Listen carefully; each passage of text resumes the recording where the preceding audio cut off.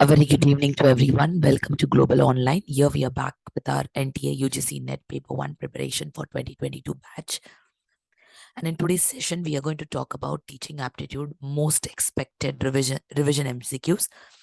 I have just taken 15 questions because I'm a bit not keeping well with throat. So we will be doing this 15 questions, and tomorrow or day after tomorrow, we can increase some questions, which will help you to give a revision for your paper 1, and especially with the unit teaching aptitude. So slowly, gradually, we'll keep every unit revision once again.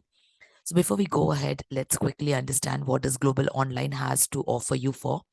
So Global Online has a quick revision PDF, which is for paper 1, which is consisting of 2000 plus MCQs, updated MCQs, current affairs. It also takes into consideration previous year question papers, most repeated questions, which is at a cost of 599, which you can get in touch with us, or you can get the access for the same by getting in touch with us with a given WhatsApp number. We also have paper 1 batches, which is consisting of daily live lectures, notes on all the topics, last 10-year question papers, test series consisting of 2500 MCQs, which you can find on Global Online app, or you can text or ping us on the given WhatsApp number. The fees for same is 3,500. In case if you're going for a Global Online app,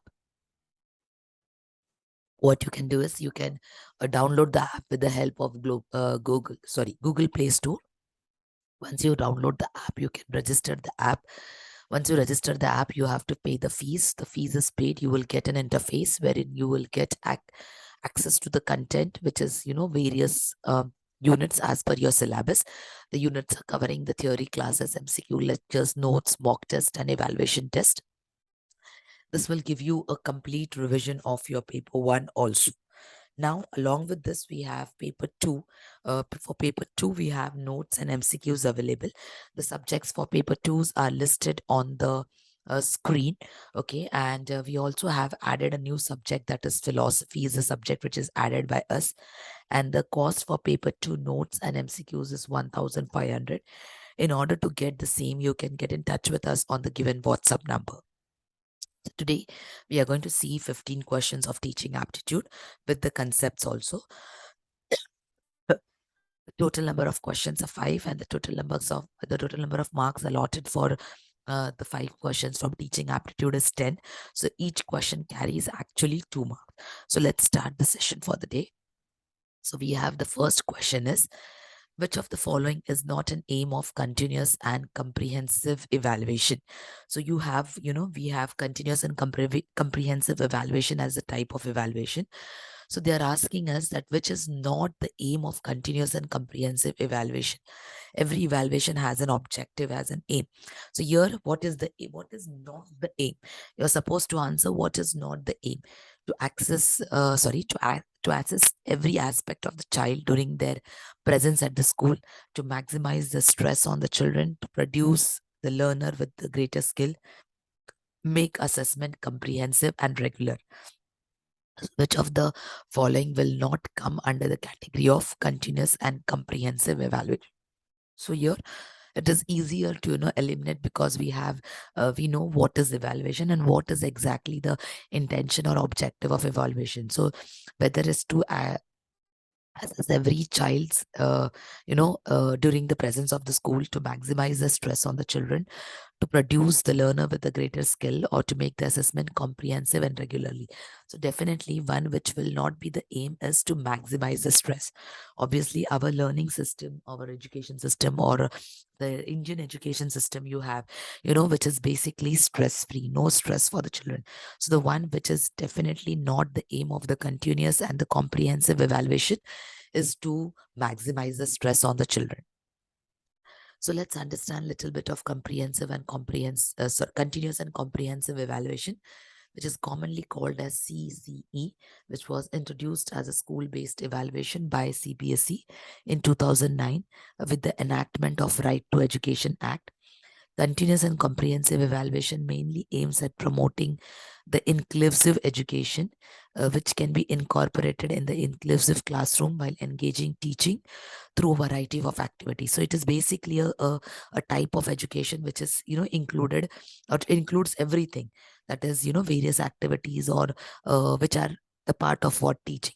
So this helps to, diversify the needs in the classroom, which will help you to develop, or which will help to map the process, or which will help to be useful in the process of what, in the process of evaluation. So yes, this is one of the strongest form of evaluation in order to have a continuous improvement in the children. Next we have is aims. So you can have this questions as, the statement questions. So this is it emphasizes both on, scholastic and co-scholastic growth. We will see what is scholastic and co-scholastic growth.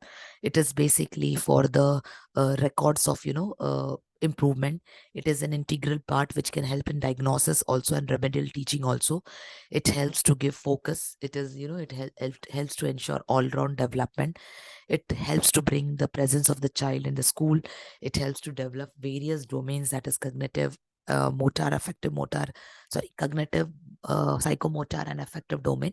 And it brings the child's growth along with improvement. So let us see what is this scholastic and co-scholastic. Okay. The scholastic and co-scholastic aspects of so let's So first of all, we have a scholastic area which comprises of formative assessment and summative assessment.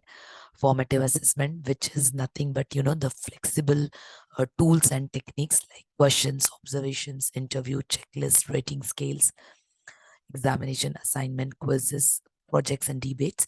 Whereas summative assessment comprises of objective question, short answer, and long answer. So scholastic category has 5 subjects, okay, and 2 languages: math, science, and social science. And co-scholastic includes life skills, attitudes, values, co-curricular activities, health, and physical education. So when I say about co-scholastic area, it consists of life skills, that is thinking, emotional, social, work education, activities, that is ICT and organizational, visual and visual and performing arts, health and physical education, and attitudes and values, that is teachers, schoolmate, programs, and value system. So this all comprises of what? Continuous and comprehensive evaluation. Then we have question number 2. So a complete overview we took on what is continuous and comprehensive evaluation, along with scholastic and co-scholastic points. Okay. So now below are the characteristics of formative and summative evaluation. You have to identify the characteristics of summative evaluation. I'm extremely sorry because of this voice issue, but I hope you can at least hear me and try to answer the question. So first of all, the first point is evaluation at the end of instructional unit by comparing it against some standard or benchmark. The purpose is to evaluate the student's achievement. Next is to monitor the learning process. Next is to purpose is to improve the student's learning. Evaluation during that learning process, and considers evaluation as a product. So these are the following points which they have given. They have given that you have to identify the summative evaluation. So they have mixed up the characteristics of formative and summative. Now they want you to only identify the summative. So you know what is summative, which add ups, which gets cumulated. So you can go with elimination, or you can go point-wise point also. So let's see how many of you can give the answer correctly. So you have the codes, that is A, B, C, D is given below. So you can list out the codes.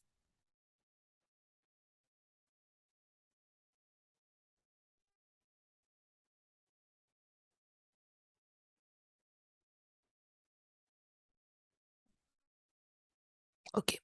So see how many of you have, able to do it successfully. So yes. So evaluation at the end, this is the first, the key term for summative evaluation. The purpose of the evaluation is to see the achievement. Yes. Monitor the learning process. No, monitoring is come as a part of formative evaluation. Purpose is to improve the students' learning. Improvement is again formative. Evaluation during teaching learning process is again formative and considers evaluation as a product. So these are, option number 1, 2, and 6 are a part of what? Are a part of summative evaluation. Okay. So formative and summative evaluation is a part of what approaches.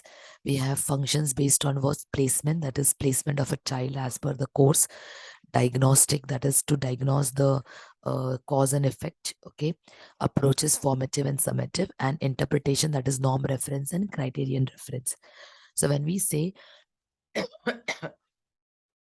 first we'll do formative and summative.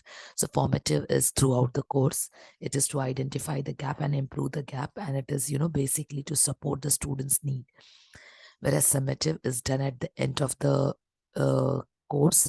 It is basically to understand the knowledge, skills, and proficiency, and it is to ensure that the learning products, that is to ensure the learning outcome is achieved. Okay. Whereas norm reference is the comparison of a student's performance against the peers, against the rest of the students, and criterion is again the performance of one students against the benchmark or against the cut cutoff scores or a standard score. So when it comes to norms, you compare it with the peers, but when it comes to criteria, you compare it with the criterias. Okay. We have now question number 3 on the screen. So question number 3 is basically, which of the following is a desirable characteristics of evaluation process? So so we have the characteristics of evaluation process, whether it is lengthy, whether it is occasional, whether it is comprehensive, or whether it is rigid. So following are the characteristics of evaluation process. You have to tell that which is the most desirable characteristics, whether it is lengthy, whether it is occasional, whether it is comprehensive, or whether it is rigid. So you have to pick up the desirable from the given list. Okay. So let's see. Yes. So the one which is very desirable is comprehensive. Now, why? Because comprehensive includes everything. Okay. So it is not, lengthy, occasional, and rigid can at a time come into a negative phase, but desirable characteristics of evaluation process, it should be comprehensive. It should be inclusive of everything. Okay. Then we have as question number 4, based on evaluation again. Diagnostic evaluation ascertains what? A student's performance at the beginning, a cause and remedies, degree of achievement, or learning progress and failure. So what does the what is the following? What does the diagnostic evaluation ascertains from the given list? Whether the performance of a student, whether the cause and remedies, whether the degree of achievement, or whether the learning progress and failure. The one which talks about, the diagnostic. Just now I told you, diagnostic evaluation basically talks about what? Finding out the cause, not only the cause, but also listing out the remedy. Now you have as the following, so where you have various evaluation methods along with certain other grading systems and methods, and they have given the list too as the recognition. So you have to match them. So we have CGPA, we have HGPA, we have CBCS, and we have CCE. So which of them matches well? So we will have 1 minute's time for you all to come up with the correct answer.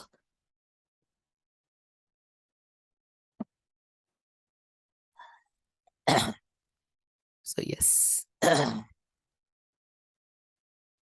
One, if you match very well, still it will give the answer correctly. So let us see how many of them have went correctly.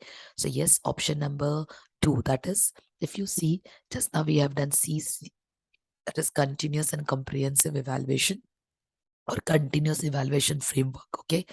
Now CGPA is nothing but the students' overall performance uh, throughout their academics. CGPA is overall performance, whereas HGPA is the average performance over a semester. And CBCS is nothing but a system which allows to choose between the credit-based choice, system. So which allows to choose between the different courses. So let's have a look. Okay. CGPA is nothing but a cumulative grade point, and it is used for measuring overall performance. Cumulative, no? So it is for overall. HGPA is semester grade point, which is, help to understand the performance at the end of the semester. And CBCS is basically a choice-based credit system, which helps or which gives an opportunity to the student to elect their skills, or to elect their subjects based on their specialization, you can say, or based on their interest. So CBCS is basically a model that offers the students to choose from the core electives and or global skills or skills courses, unlike the traditional system, which was basically the CBCS pattern. Grading pattern is based on earning the credits. So the convenient time, if and it is convenient at the same time effective in order to make teaching learning more flexible with the skills, not only the electives but the skills also. So the regulation states credit means the standard methodology. So the word credit indicates what? It indicates the standard methodology.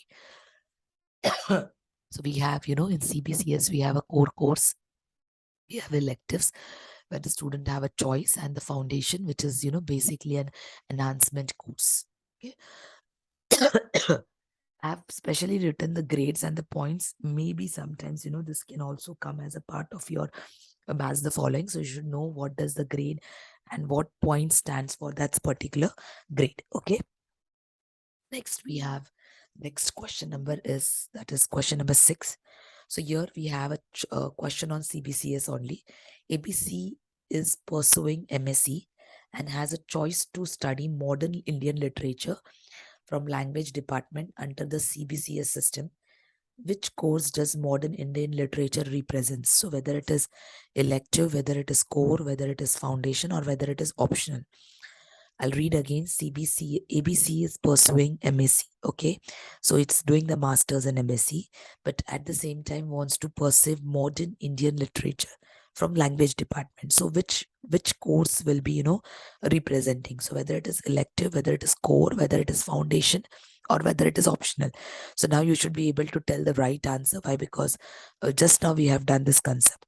So the right answer, definitely, in order to do dual specialization or this interest area, it will be the elective. So they will ABC will be getting a choice to go for elective. Next one we have is, which of the following tool is used for formative assessment? So for formative assessment, which is a tool we can use? We have done this right now, whether it is project, whether it is quiz, whether it is standardized test, or whether it is achievement test. So which of the tool is feasible or can be used for formative assessment, whether it is project, quiz, standardized test, or achievement? So the right tool for formative assessment will be the quiz. We have learned that quiz comes in the form of what?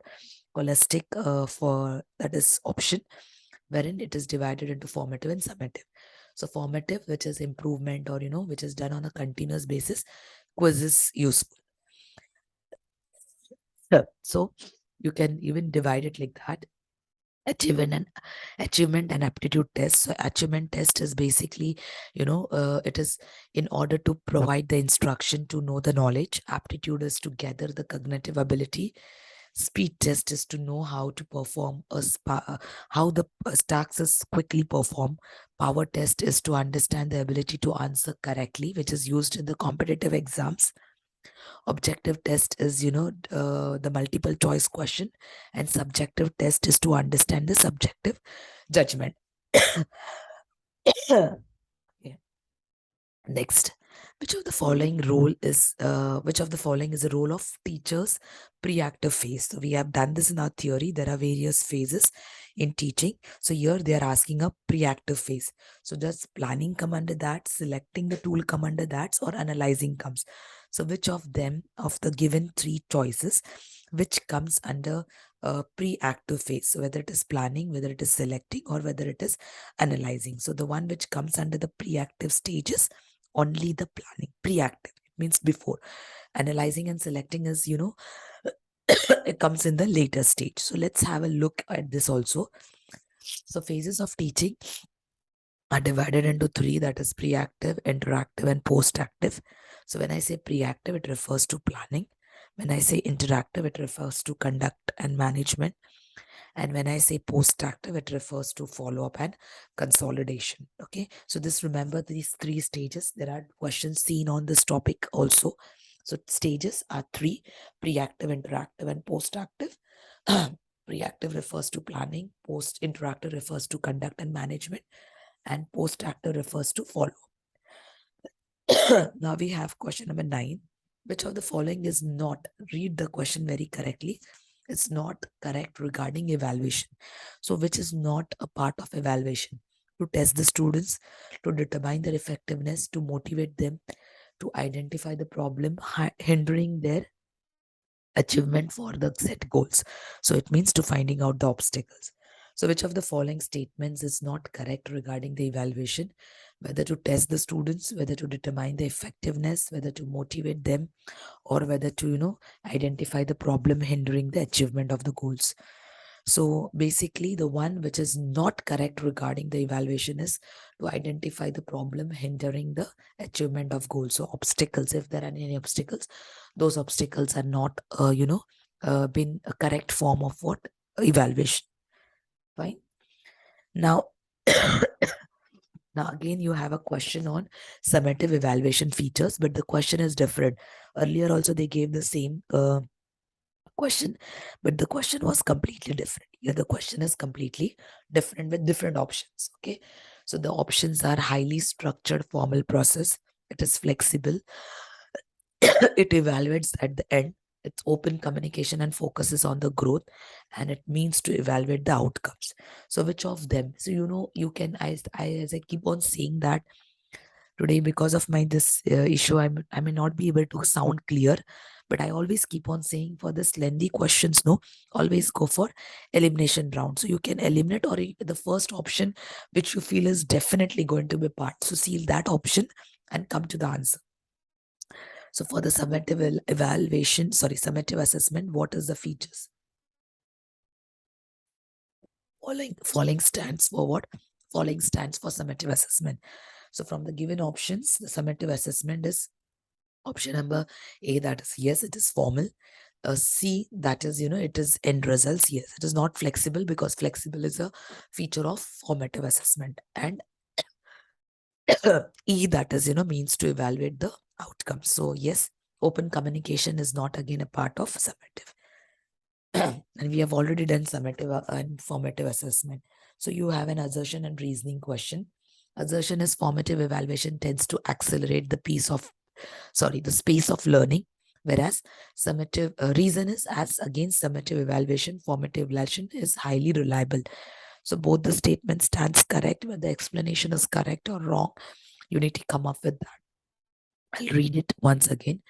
Assertion is formative evaluation tends to accelerate the space of learning. Reason is that the summative evaluation, is basically, it is as against summative evaluation, formative evaluation is highly reliable. So yes, from the given statements, statement A is correct. Yes, formative evaluation accelerates the space, no doubt.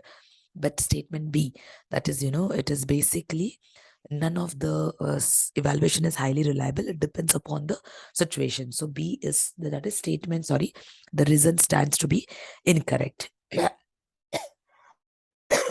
Next is a recent education proposed by UGC that seeks to bring uniformity in evaluation and higher education system. So which of the given evaluation is at the higher, like for example, which is accepted uniformity? So it is CBCS, CGPA, SGPA, or SSCA. So which of them is, is to basically to promote, which is basically promoted to bring uniformity? So the one which is basically promoted to bring uniformity is CBCS, that is the choice-based credit system we have just learned right now. Okay. Next is you have the evaluation types in one hand, and then the evaluation features in another column. You have to match the columns. So you have formative evaluation, criteria, reference evaluation, summative evaluation, and norm reference evaluation. So you have to match the column as per the answers. Okay. So let us see how many of you are able to do. We have done majority of the questions. In fact, almost 90% questions we did on evaluation should be able to answer it correctly now. We have done so much revision till now. So yes, the answer this option number 2. So formative evaluation is formative evaluation stands for the one which is carried throughout the course. Criterion evaluation, which is based on the criteria, that is criteria against specific standards. Summative evaluation, which is at the end, and non-reference is individual performance in comparison with others. Okay. So we have a criterion reference test and norm reference test.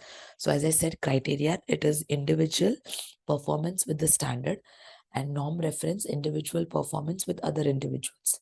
So students' score in criteria is usually expressed in percentage. Whether it's norm, it is percentile, grade, or or a score. Student achievement is reported for individual skills, whether here it is to broaden the skills. In criteria, it is against the standard. Here it is against the individual assessment. Then we have question number 14 is which of the following is not the benefit of computer-based testing? So it is more frequent testing opportunity, decreasing candidate reach, data rich results, or streamlined logistics. So which of them is not a benefit? See the question, it's not the benefit. So the one which is not the benefit is basically the decreasing candidate reach. So obviously computer-based testing is for more and more, reaching up to the candidates. Then we have, let's quickly have a look at the advantages. Computer-based test is basically, it is all the year round in most of the locations. It is convenient. It is basically, one does not need to travel. It can vary. Examples is the net examination itself, which is taken by UGC NTA net, and it is the frequent testing opportunities in order to reach in order to ensure the candidates reach. So that is one of the odd man out, which is a part of the answer. Like we have a last question is 15th question. We have assertion and reasoning question. So what is the question is? The question is, in content-centered method of teaching, emphasis is laid on the clarity and careful analysis of content, whereas in reasoning, both teacher and student can alter the content according to their wish. So what is which statement stands to be right, or which statement stands to be, which is right or which is wrong, which is false or which is correct or which is, incorrect. So content-centered, the method lays emphasis on clarity and carefulness. Whether it is reasoning, it is both teacher students can alter the content. So the sentence or the statement which is right is a statement assertion, that is yes, it lays emphasis on clarity and careful analysis. B, it is both teacher and student can alter the content according to their wish, is wrong. Okay, so B is incorrect. So yes, this is all. I was having a really very bad throat. I couldn't stretch at all. But if you feel that there is no, the voice was not clear, I will conduct all the questions once again, but at least you can have a look at the questions and start preparing yourself for the revision also. So thank you everyone. See you in the next class.